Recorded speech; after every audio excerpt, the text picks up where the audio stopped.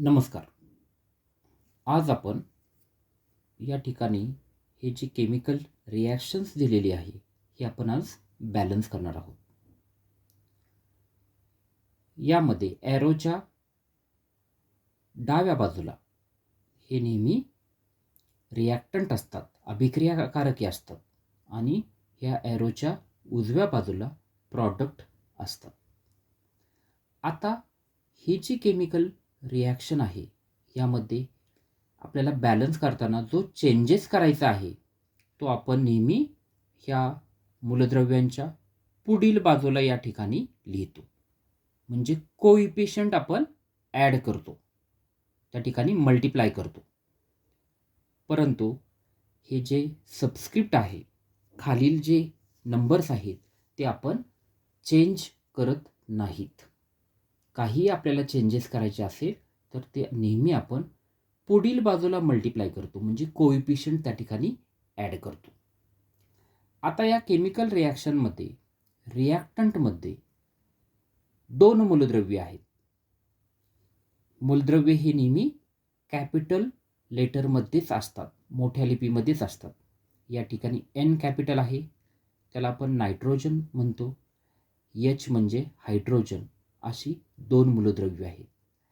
तेवढीच मूलद्रव्ये ही प्रॉडक्टमध्ये येतील.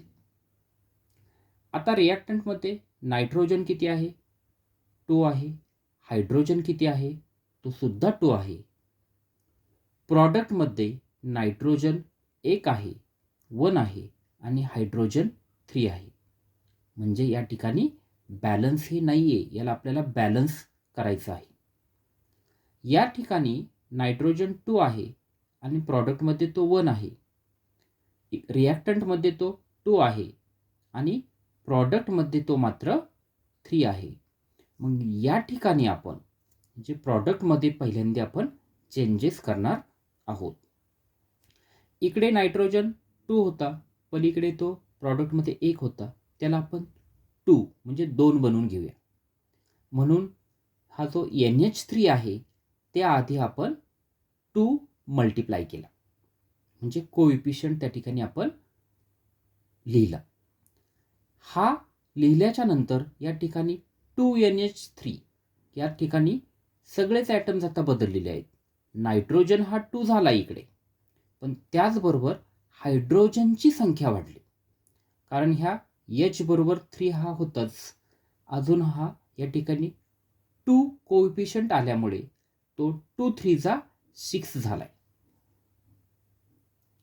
आणि आता रिॲक्टंटमध्ये तो फक्त 2च आहे, म्हणजे आपल्याला आता हायड्रोजन बॅलन्स करावा लागेल. पण कोणत्या बाजूला? रिॲक्टंटच्या साईडला. मग आता आपण रिॲक्टंटमध्ये काय करतोय? पहिला जो H2 ला कितीने मल्टिप्लाय केल्याच्या नंतर तो 6 होईल? तर 3 ने. 3H2 या ठिकाणी मल्टिप्लाय केल्याच्या नंतर रिॲक्टंटच्या बाजूला तो सुद्धा किती झाला? 6 झाला. अशा पद्धतीने रिॲक्टंट आणि प्रॉडक्टमध्ये मूलद्रव्यामधील जी ॲटमची जी संख्या आहे ती सारखी झालेली आहे. म्हणून N2 प्लस 3H2 त्याचाच product 2NH3 is a balance equation.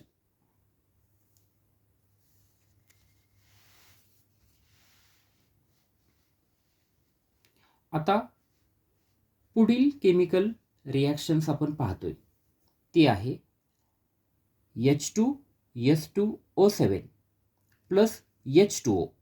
हे रिॲक्टंट आहे आणि त्यापासून प्रॉडक्ट बनतोय H2SO4. आता हे जी केमिकल इक्वेशन आहे ते बॅलन्स आहे की नाही ते आधी आपण पाहूया.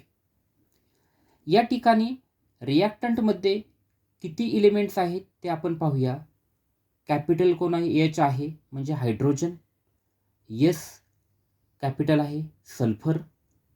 O म्हणजे ऑक्सिजन. हे 3 मूलद्रव्य हे रिॲक्टंटमध्ये आलेले आहेत. तेच मूलद्रव्य प्रॉडक्टमध्ये सुद्धा येतात. आता या ठिकाणी H किती आहे? या ठिकाणचे 2 आणि पुढील 2 असे एकूण 4. सल्फर किती? S2 म्हणजे 2. ऑक्सिजन इकडे 7 आणि पुढे 1 असे एकूण 8 आहेत. प्रॉडक्टमध्ये पाहूया. या ठिकाणी H2 हायड्रोजन 2 आहेत. सल्फरच्या खाली काहीच नाही आहे, म्हणजे या ठिकाणी तो 1 आहे आणि ऑक्सिजन 4 आहेत. याचाच अर्थ टेबलमधून आपल्याला समजतं की हे बॅलन्स नाही आहे. त्याला आपल्याला बॅलन्स बनवावं लागेल. आता या ठिकाणी हायड्रोजन इकडे 4 आहेत आणि प्रॉडक्टमध्ये ते किती आहेत? 2 आहेत. तर ह्या नॉन मेटलमध्ये तिघेही नॉन मेटल आहेत, अधातू आहेत. त्यातील आपल्याला हायड्रोजन सर्वात आधी बॅलन्स करावं लागेल. या ठिकाणी तो 4 आहे आणि प्रॉडक्टमध्ये तो 2 आहे. मग आता आपण प्रॉडक्टच्या साईडला हायड्रोजन 4 करण्यासाठी H2SO4च्या आधी आपण 2 ने मल्टिप्लाय करतोय, म्हणजे सहगुणक 2 लिहितोय. ते लिहिल्याच्या नंतर 2 2 4, हायड्रोजन हे 4 होतं ते. त्याचबरोबर 2 मल्टिप्लाय बाय सल्फर, सल्फर सुद्धा 2 होतोय. आणि 2 मल्टिप्लाय बाय ऑक्सिजन, ऑक्सिजन पहिले 4 तर होतेच, 4 2 8. म्हणजे प्रॉडक्टमध्ये हायड्रोजन 4, सल्फर 2, ऑक्सिजन 8.